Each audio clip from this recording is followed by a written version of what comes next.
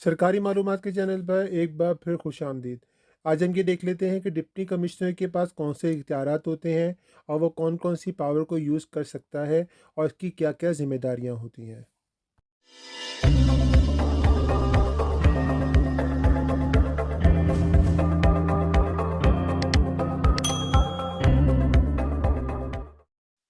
सबसे पहले हम ये जान लेते हैं कि डिप्टी कमिश्नर बनने के लिए आपके पास कौन कौन सी अहलियत का होना लाजमी है।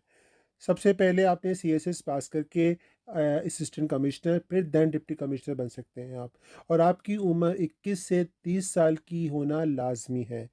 और आप एग्ज़ाम सीएसएस का देंगे और आपको टॉप 7 में आना लाजमी है। देन आप असिस्टेंट कमिश्नर बनेंगे और फिर उसके बाद डिप्टी कमिश्नर के अहदे पर फाइज हो सकते हैं।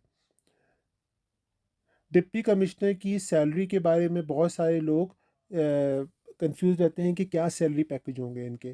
तो बीपीएस यानी बीपीएस 17 पे इसको हायर किया जाता है। और इसको सारे बेनिफिट्स, घर, गाड़ी, ड्राइवर, मुलाजिम, सब चीज़ें प्रोवाइड की जाती हैं। और इसको पहले ये असिस्टेंट कमिश्नर के तौर पे हायर होता है। देन इसको प्रमोट करके डिप्टी कमिश्नर के तौर पे डिप्यूट कर दिया जाता है और उसके जो अलाउंसेस होते हैं, सैलरी होती है, वो असिस्टेंट कमिश्नर डबल कर दी जाती है। और इसको बेनिफिट भी डबल कर दिए जाते हैं एज़ पर इसकी एक्सपीरियंस और सर्विस की बिना पर। अब यहाँ पे देख लेते हैं कि डिप्टी कमिश्नर की क्या क्या जिम्मेदारियाँ और क्या क्या पावर है, यानी वो क्या क्या इख्तियारात को इस्तेमाल कर सकता है और वो क्या क्या जिम्मेदारियाँ निभाता है। डिप्टी कमिश्नर के अंदर एक असिस्टेंट कमिश्नर काम करता है।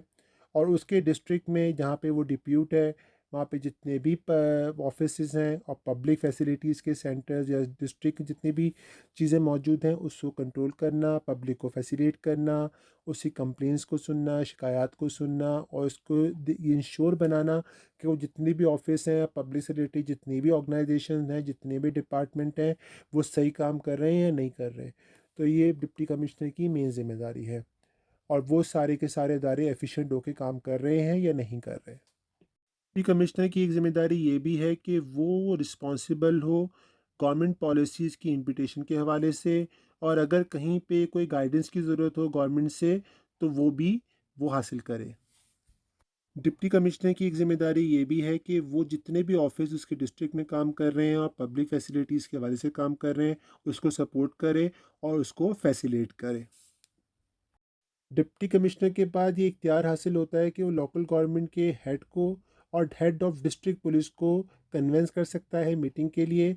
और प्रपोज़ल दे सकता है पब्लिक की अवेयरनेस के लिए, पब्लिक की सेफ्टी के लिए और डिस्ट्रिक्ट में पब्लिक की सेफगार्ड के लिए। कमिश्नर की एक मेन ज़िम्मेदारी ये भी है कि वो अपने सूबे में अमन व अमान को कायम रखे, लॉ ऑर्डर की सिचुएशन को कंट्रोल में रखे। इसके अंदर सारे लॉ एंड ऑर्डर से रिलेटेड जितनी भी ऑर्गेनाइजेशन होती हैं, जितने भी इदारे लॉ एंड ऑर्डर को कंट्रोल कर रहे होते हैं वो इसके अंडर आते हैं। तो वो इनको ऑर्डर दे सकता है और किसी भी इमरजेंसी की सूरत में या किसी क्रिमिनल यानी किसी कंप्लेंट की सूरत में डिप्टी कमिश्नर रिस्पॉन्सिबल होता है और वो सारे इदारों से जवाबदेही तलब कर सकता है। तो लिहाजा डिप्टी कमिश्नर की ज़िम्मेदारियाँ बहुत ज़्यादा होती हैं। और एक तरीके से हम ये कह सकते हैं कि पूरा प्रोविंस का कंट्रोल ज़्यादातर डिप्टी कमिश्नर के हाथ में होता है। डिप्टी कमिश्नर के हवाले से यही कुछ ज़िम्मेदारियाँ और इख्तियारात थे जिसकी मैं आपको मालूमात देना चाह रहा था। लिहाजा कोई मालूमात रह गई हो तो आप कमेंट्स में कीजिए, मैं उसका जवाब देने की पूरी कोशिश करूँगा। और अपनी भी नॉलेज आपके आपके पास कुछ है तो वो भी अपने कमेंट्स में शेयर कीजिए ताकि लोगों को चीज़ों के बारे में पता चले।